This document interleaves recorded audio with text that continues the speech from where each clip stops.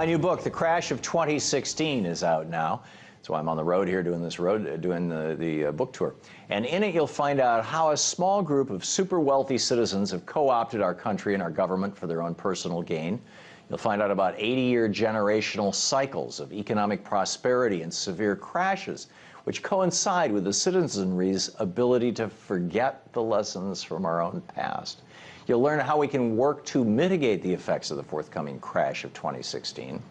And you'll learn the history of the Koch family and how they work with think tanks and media groups to destabilize our economy. Earlier today, I had the opportunity to appear on MSNBC's The Cycle to talk about the book. New York Times bestseller Thom Hartmann warns 2016 could make the Great Depression look like child's play. His new book is The Crash of 2016, the plot to destroy America and what we can do to stop it. Tom, thanks so much for joining us. How do you see us getting to this breaking point where we actually have sort of a calamitous crisis? We've been here before. We saw the exact same thing happen in the 1920s. We saw the exact same thing happen in the 1850s. We saw something very, very similar happen in the late 1760s and early 1770s. Each time it led to a massive crash, which led to a massive political and economic rebooting of our country. Yeah, and you write in the book. So the crash of 2016 is a coming economic, political, and social crisis that could be worse than any previous crisis our nation has ever faced. Like all previous great crashes, this one's going to be triggered, and in fact is being triggered, by economic disaster caused by many of the same forces that led to the crash of 2008, which was really the beginning of this, and the crash of 1929, which also went on for years.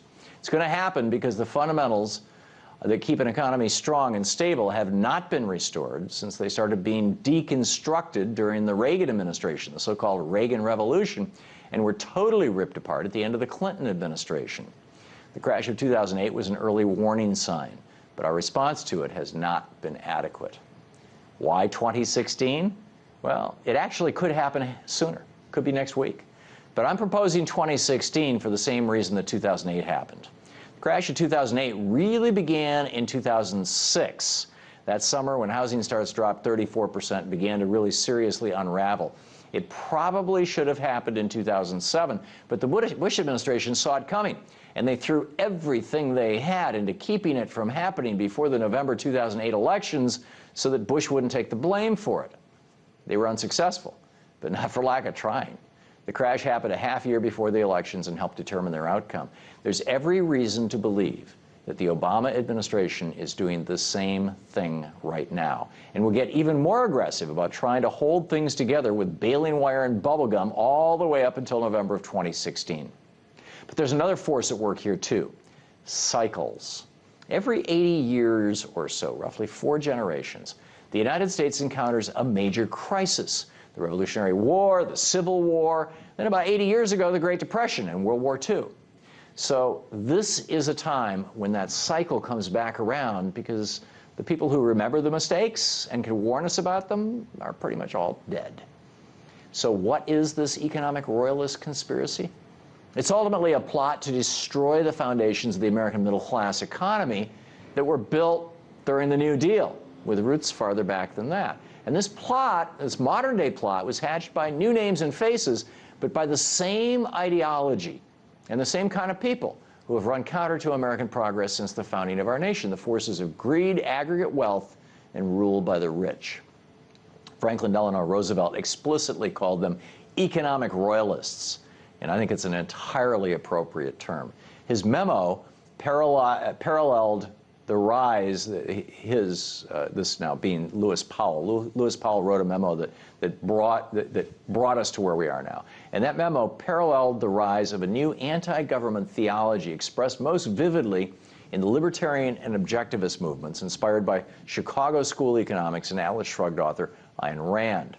Ronald Reagan played the role of the useful idiot by dropping the top marginal tax rate below 50%, by reducing corporate taxes, by changing our trade laws, and changing the rules governing CEO compensation. Perhaps most importantly, Reagan effectively stopped enforcement of the Sherman Antitrust Act, transforming America's cities and shopping malls from havens for small family-owned businesses to a nationwide homogeneous array of outlets owned by a small handful of corporations. The reality is, just like in nature, broad and diverse is strong huge and top-heavy is fragile, and that's where our economy is now. Our Supreme Court then helpfully handed the Royalists a series of decisions, from Buckley versus Vallejo to First National Bank to Citizens United, that let predator billionaires and large corporations essentially buy the political process and lock in their profits and their power. So over the last 30-plus years, you see this concerted effort, this political, economic, and intellectual conspiracy toward remaking the United States in the image of the economic royalists. And they've been very successful, which is what has led us to the doorstep of the crash of 2016. Is there anything we can do about it now to stop it? Almost certainly not. Particularly with all this Republican obstruction. But we can mitigate just how bad it gets. There are generational forces beyond our control at work here that have historically forced the nation to change in a profound way. Jefferson wrote extensively about generational revolutions, so something is going to happen. And history tells us that this change can proceed peacefully, or it could be impeded or hijacked for other purposes, which tends to proceed rather violently. Which way it goes depends on our social movements, our politicians, and what's happening elsewhere around the world, especially in the Eurozone and in Asia. We must undo the damage done by the Royalists over the last 3 decades and build new, stronger defenses to protect the American middle class. Otherwise, we're screwed. Unfortunately, because of the Supreme Court decision, Citizens United, and the institutional and political power that has been given by that to the Royalists, it's pretty unlikely that anything is going to happen until there's a crash so big that the American citizenry demands, like they did in the 1930s, real, genuine, and significant change. So what happens to the United States after the crash? We'll have to wait and see. But ideally, we come through this great crash a more secure, a more just, and more equal nation. Previous crashes, every single one, has given the United States enormous opportunity to progress. The Revolutionary War gave us democratic self-government. The Civil War put an end to slavery. The Great Depression and World War II gave rise to the American middle class. So the good news is that we don't need to look to any other country for our solution.